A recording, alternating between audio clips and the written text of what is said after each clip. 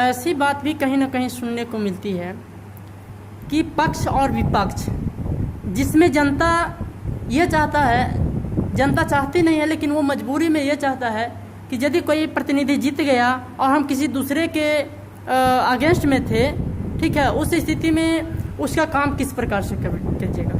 जी sir, बहुत अच्छा सवाल।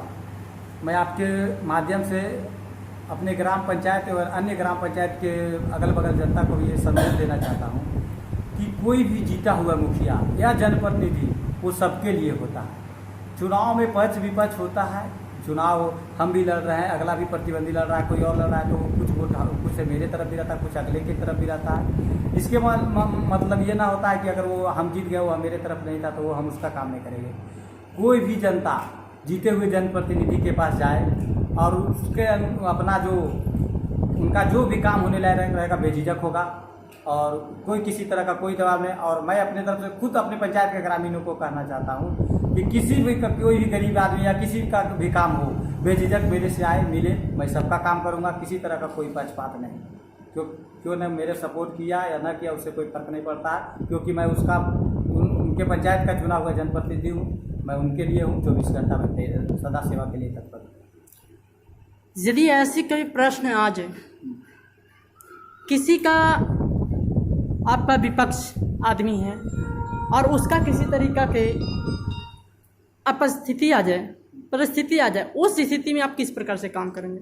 मैं उनके परिस्थिति के अनुसार जैसा मुझे हर संभव अथक प्रयास रहेगा उसका मदद करने के लिए तैयार है। एकदम बिल्कुल। रात हो या दिन, कभी भी अगर 12 बजे रात में भी मुझे बुलाने का जानकारी भी मिलेगा तो मैं ऑटोमेटिक जाकर वहाँ अपने से जाकर उसका देख कर उसका मदद करूँगा और करता हूँ। अपना पूरा पता। बिहार सरकार शिक्षा व्यवस्था के ऊपर में आप क्या कहना चाहते हैं?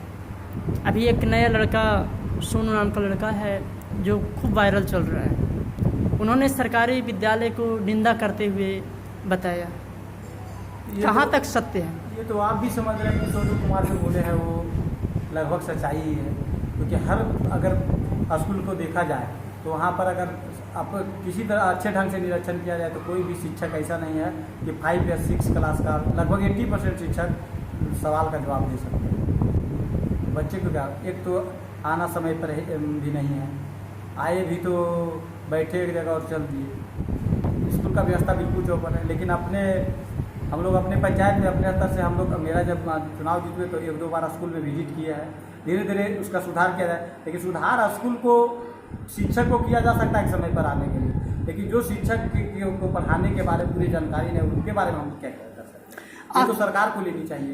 हाँ, आखिर यदि ऐसी आवाज़ उठ रही है तो आखिर कहीं न कहीं किसकी गलती है? या सरकार की गलती है या सरकार के सिस्टम की गलती है? ये सरकार और सरकार की सिस्टम दोनों की गलती है कि वैसे लोगों को बहाल किया गया, शिक्षक लोगों का।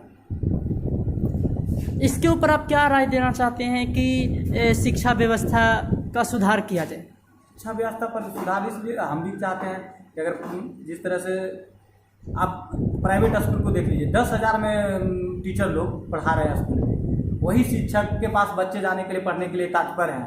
इनको 30,000 रुपया भी मिल रहा है, उसके पास भी इन लोग पढ़ाने में रुचि नहीं ले रहे हैं, उनके पास जाने में बच्चे भी रुचि नहीं ले रहे हैं। अच्छा, ऐसा सरकार चाहेगी तो जब चाहेगी तब सुधार लेगी। अच्छा, ऐसी बात है कि सरकारी शिक्षक खुद हैं, अपने बच्चे को सरकारी स्कूल में क्यों नहीं भेजना चाहिए? ये तो सबसे बड़ा सवाल है। सरकार को यही चीज़ तो समझना चाहिए कि अगर सरकारी जॉब में कोई भी आदमी है तो वो पहले उसका बच्चा सरकारी स्कूल में पढ़े, उसके बाद सरकारी सिस्टम ऑटोमेटिक सुधर जाएगा। आप अपने बच्चे को कहाँ पढ़ाते हैं? हम अपने बच्चे को भी अभी, मेरे बच्चे तो छोटे अभी नहीं पढ़ा रहे हैं, लेकिन सरकार का जो सिस्टम है स्कूल में, वो सही बात है कि वहाँ अगर भेजेंगे तो कुछ नहीं सीख पाएगा। ये सच्चाई है।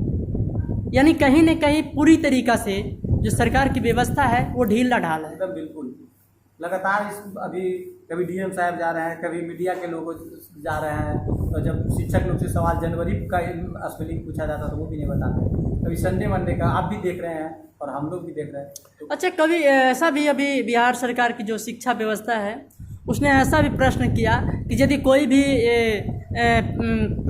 मीडिया या पत्रकार कोई भी यदि जाते हैं विद्यालय में तो जाने से मना कर रहे हैं। आखिर इसमें क्या राज हो सकता है? ये तो तानाशाह की बात है।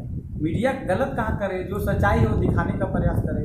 अगर हमसे कोई पूछा जा रहा है, हम शिक्षक है, तो हम अगर हमसे पूछा रहा है तो हम जान है उसको जवाब देंगे, इसमें पीछे हटने की क्या बात है।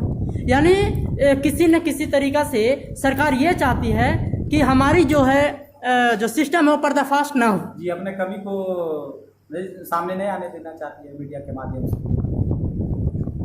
सोचिए मीडिया जाएगी तो मेरा कमी को निकालेंगे, जिसके कारण उसकी सत्ता पे तो सत्ता बरकरार है। और ये सच्चाई ये है कि वो अगर शिक्षक लोग पर भी दबाव अगर बना कर, अगर वो एक बार जिस तरह से हर चीज़ में परीक्षा लेकर तुरंत अगर उसमें भी किया जाए और जो नई परीक्षा निकालता है उनको भी दिया जाए तो ऑटोमेटिक शिक्षा व्यवस्था सुधार भी हो सकता है।